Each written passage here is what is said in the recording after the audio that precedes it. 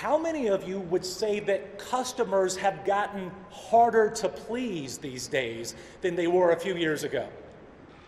They have.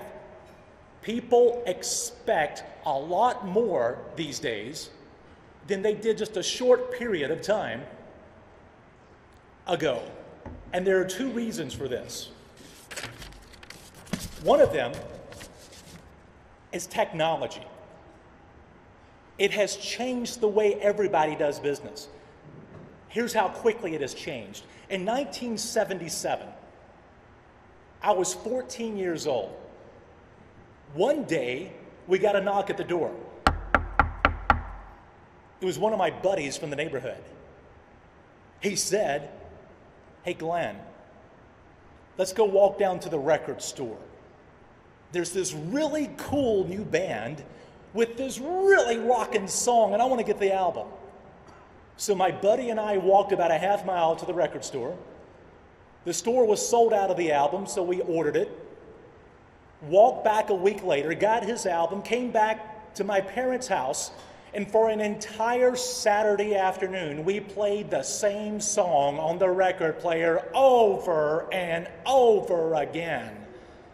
That new band was called Queen. And the song was, "We Will Rock You."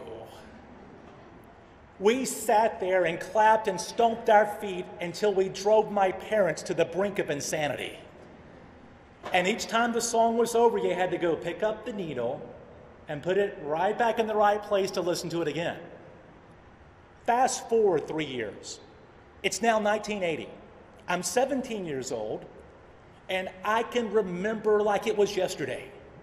The day that Gary Sullivan and I could not wait for school to be out because that was the day the third Van Halen album came out. And we jumped in my car, and this time we drove to the record store and got the 8-track tape.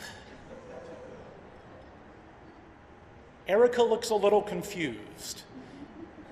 Erica, 8-track tapes are something we had back in the dark ages.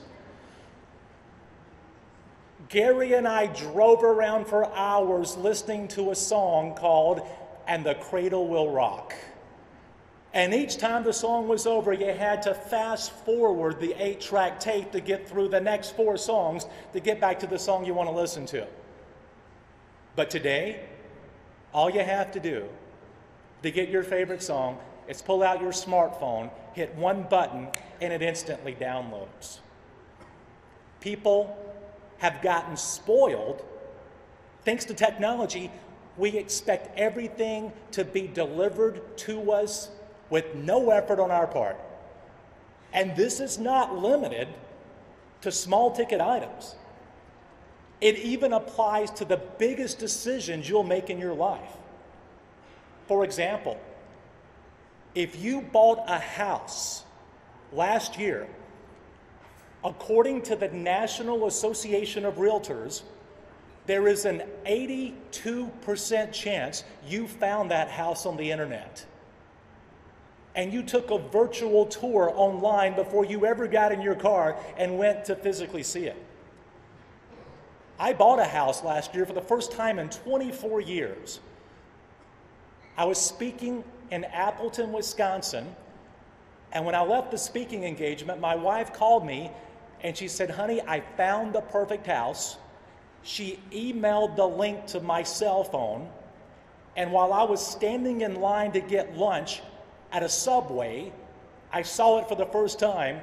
2 days later, we had bought the house.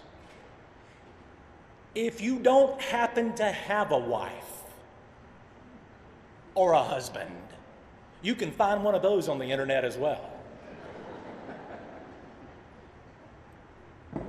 According to eHarmony.com, every single day in this country, 45 couples who first met on that website get married somewhere in America. And if you happen to know somebody who's getting married and you can't make it to the wedding, you don't have to. I recently interviewed a pastor in Los Angeles, California. Her name is Elizabeth Oaks. Reverend Oaks owns a website called marriagetogo.com. And she tells me the latest trend is watching weddings live on the internet so you can attend virtually.